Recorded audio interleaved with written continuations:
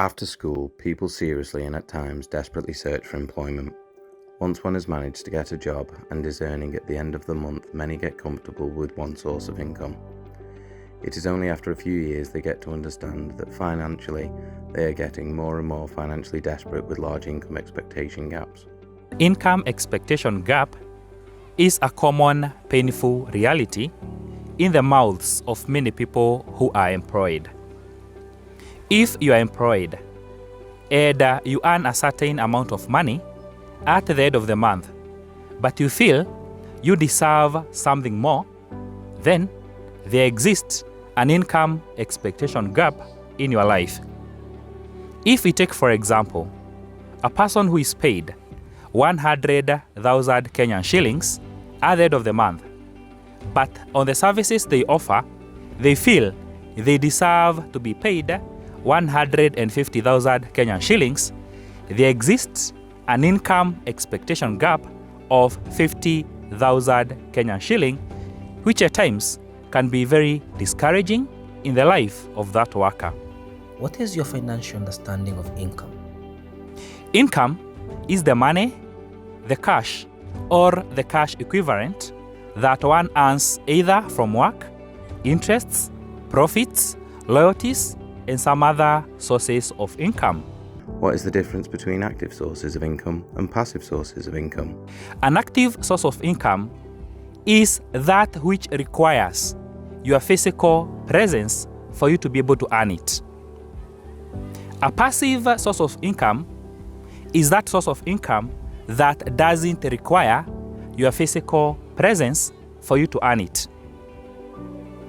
With an active source of income, if you fell ill, maybe you got a sick leave, or even your annual leaves, you shall be paid, but it has a limit. There is a certain level that if you cannot be available to physically work, then you won't be able to earn. This is different from a passive source of income, whereby you can be away even for an year, 10 years, 20 years, but you continue earning properly and a lot of money. Between active and passive sources of income, which is better? An active source of income is good, just as a passive source of income. At times, we have to start with the active sources of income to lay the foundation of our financial future. But honestly speaking, on the long term, a passive source of income is better and more secure. Apart from earned income, what other sources of income can help multiply one's income? There are many ways we can be able to multiply our sources of income. The average millionaire has between 5 and 10 different sources of income. So, you can't expect that this average millionaire will ever have any financial income expectation gap because they have many sources of income. It is always good to learn from the best. And I think millionaires are doing so well financially and as far as their income is concerned. And therefore, it is only wise to get to learn from them. There are so many sources of income, and I would love to start with the earned income at the end of the month, either in form of a salary or a wage. Many self-made millionaires begin with this. However, it is so disadvantageous because it requires your physical presence for you to be able to earn. Remember, you are trading your time for money. In a day, we only have 24 hours. You can never have more than the 24 hours which are there. And therefore, you have a limit of how many hours you can work. You also have a limit of how much you can be able to earn.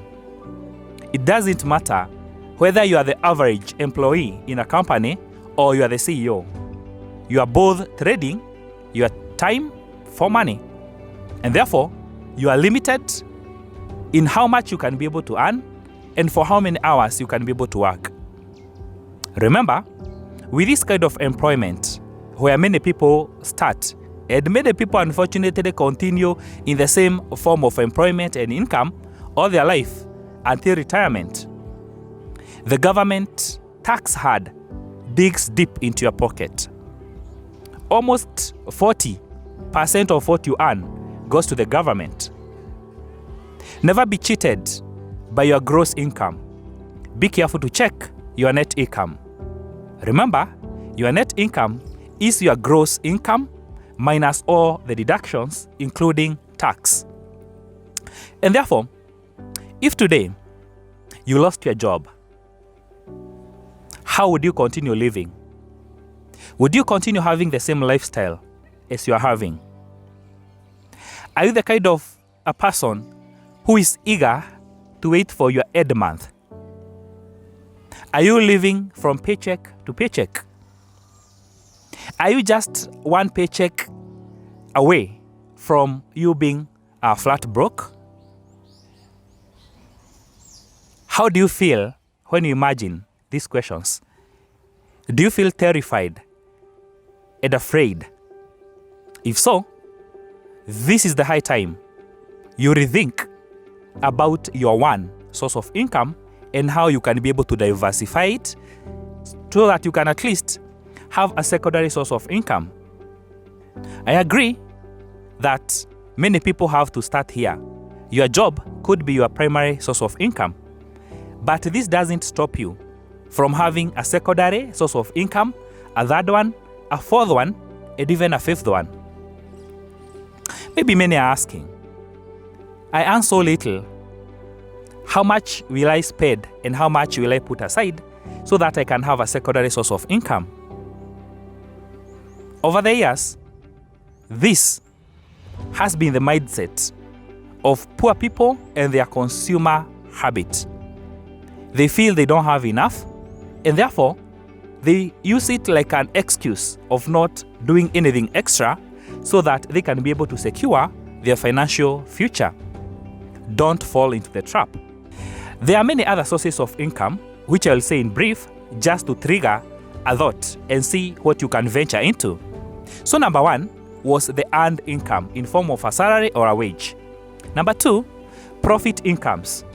When you buy a product for a certain amount of money and you sell it for a higher amount of money, the difference between your selling price and your buying price, that is profit. And therefore, you have a profit income in that.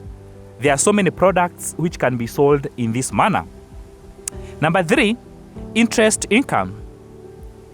If you have some money that you can be able to deposit in a fixed account so that at the end of the year, it can give you a return, a certain percent, maybe 8%, that will be interest you'll be earning from the money you deposited. If you lend your money to the government in form of treasury bills, treasury boards, or even deposit your money in the money market, you get something at the end of the year as interest for the money that you deposited. Remember, this interest can be higher when the risk is higher. The interest will be low when the risk is low. It's for you to decide where do you think you can put a certain amount of idle money which could be lying in your bank account so that it can yield some interest at the end of the year. This is another form of income you can think about. Number four, dividend income. When you hear companies advertise for their shares, you can buy a certain number of shares so that you can be part of the ownership of the company. And therefore, once per year, twice or 3 times per year, when the company advertises the profits they have been able to make, you will share in the profits because you are a shareholder in the company. That's another source of income you might think about. Number 5, rent incomes. When one has been able to accumulate a certain amount of money, you can be able to acquire a real estate, for example, and people can come and be your tenants. At the end of the month, they pay the rent for occupying your property. This one, you might find yourself paying almost zero tax in it, and the return is just good. Rent in real estate could be another source of income that one may try to think about. Number 6, we have loyalty income. In Africa, for example, many musicians, many comedians, many speakers have their work circulating, and people subscribe so that they can have the skizzers in their mobile phones, for example, and they pay 1 shilling and 50 cents per day. It might sound like a little amount of money, but just imagine you have 1 million people who have subscribed to your work, and therefore there is 1.5 million each day from your work. Of course, the mobile providers and other stakeholders will take a percentage of this amount, but you'll have something in your account at the end of the day as a loyalty fee paid to you. Your ideas, your talent, your thoughts can be licensed in a similar manner so that you can have the loyalty income coming from them. Lastly, we have capital gains.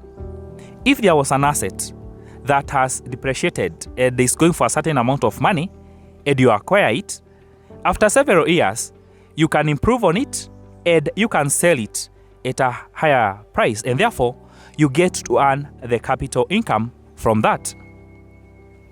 The above are several sources of income that one may think about. Remember, you do not have to acquire that one today or tomorrow. You can give yourself a duration of maybe 3 years, another set of 3 years, so that you can improve from your primary source of income, which is your job, to acquire a secondary source of income, improve on both of them, then they will support you in acquiring your third source of income, and the 3 of them will support you to acquire your 4th source of income, and lastly, the 4 of them will help you to be able to acquire your 5th source of income. This can take you about 20 years. It is good, provided you are making a step each day. Don't underestimate that 10%, that 20% of your salary that you can be putting aside as part of your savings so that you can build up on the capital to start on your secondary source of income. In conclusion, in a simple way, what can we compare multiple sources of income to? a simple way to demonstrate how multiple sources of income work is by using the network of roots in a tree. The roots in a tree goes deep into the soil, and they also go to different directions to get water, mineral salts, and for support. Your source of income is like that root of a tree. It supports you. When you have got only one source of income, you are like a tree with only one root. A root that doesn't go very deep and doesn't go very wide. If the root of the plant or the tree dies, it means the life of the whole tree will come to an end.